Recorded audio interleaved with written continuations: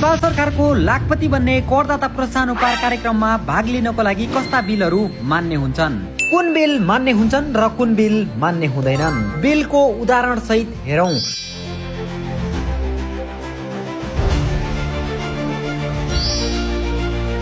सबैभन्दा पहिला तपाईँ यहाँनिर देख्न सक्नुहुनेछ एउटा अनलाइन प्रिन्टेड बिल छ। यसमा प्यान नम्बर त उल्लेख गरेको छ, तर यहाँनिर कुन व्यक्तिले सामान खरिद गरेको हो, उक्त व्यक्तिको सम्पर्क नम्बर कुन हो, त्यो कुराहरू उल्लेख गरेको छैन। त्यसले गर्दा यस्ता बिलहरू मान्य हुँदैनन्। त्यसपछि गएर तपाईँ यहाँनिर देख्न सक्नुहुनेछ इस्टिमेट बिल छ। यस्ता किसिमका इस्टिमेट बिलहरूमा पनि हुँदैन, किनकि यहाँ त प्यान नम्बर नै उल्लेख गरेको छैन।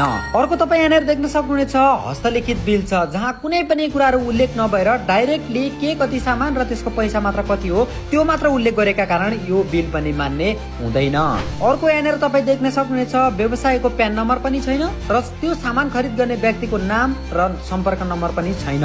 त्यसले गर्दा यस्ता बिलहरू पनि मान्य हुँदैनन्। र अन्तिममा कुराकानी गरौँ कस्तो बिल मान्य हुन्छ। सबैभन्दा पहिला त्यो बिलमा बिल नम्बर उल्लेख गरेको हुनुपर्छ। यहाँनिर तपाईँ देख्न सक्नुहुनेछ बिल नम्बर लेखिएको छ। त्यसपछि गएर त्यो व्यवसायको प्यान नम्बर बिलमै लेखिएको हुनुपर्दछ। यहाँनिर तपाईँ देख्न सक्नुहुनेछ प्यान नम्बर भनेर बिलमै राखिएको छ। त्यसपछि गएर अर्को महत्त्वपूर्ण कुरा भनेको डेट लेखिएको हुनुपर्दछ। तपाईले त्यो सामान कुन मितिमा खरिद गर्नु भएको त्यसको बिलको डेट राख्नु परेको हुनुपर्छ। त्यसपछि गएर तपाईको जम्मा एमाउन्ट कतिको तपाईले खरिद गर्नु भएको थियो त्यो बिलको चाहिँ टोटल एमाउन्ट उक्त बिलमै उल्लेख गरेको हुनुपर्दछ। त्यसपछि गएर त्यो बिलमा तपाईँ आफ्नो व्यक्तिगत नाम र तपाईँको आफ्नो मोबाइल नम्बर राखेको हुनुपर्दछ। र अन्तमा त्यो बिलमा के कुरा पनि उल्लेख गरेको हुनुपर्दछ भने तपाईँले अनलाइन पेमेन्ट गरेको हो अथवा क्यास पेमेन्ट गरेको हो, त्यो कुरा पनि त्यो बिलमा राखिएको हुनुपर्दछ।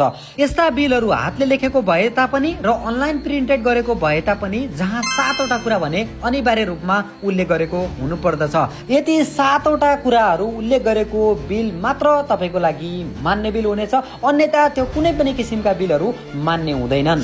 यदि तपाईले सामान खरिद गरिसकेपछि उक्त व्यवसायलाई तपाईलाई बिल दिन मानेको छैन भने नेपाल सरकारको हटलाइन नम्बर 1138 मा सम्पर्क गर्न सक्नुहुनेछ। सरकारले बिल नदिने उक्त व्यवसायलाई 2 देखि 3 लाख रुपैयाँसम्म जरिमाना गर्न सकिनेछ।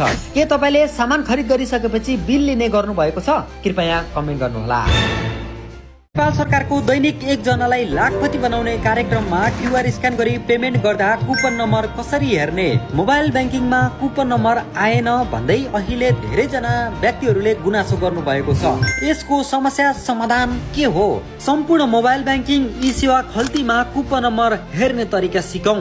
क्यूआर स्क्यान गरी अनलाइन पेमेन्ट गर्दा बिल लिन पर्छ र धेरैजना व्यक्तिहरूले प्रश्न गर्नु भएको छ कस्ता बिलहरू मान्य हुन्छन्। नेपाल सरकारको करदाता प्रोत्साहन कार्यक्रममा धेरैले सोधेको प्रश्नहरू समाधान सहित कार्यक्रमको बारेमा परिचयबाट लकी ड्र कसरी जित्न सकिन्छ, डिटेल कुराकानी आजको पुरा भिडियोमा। नमस्ते, हेमराज जी हो।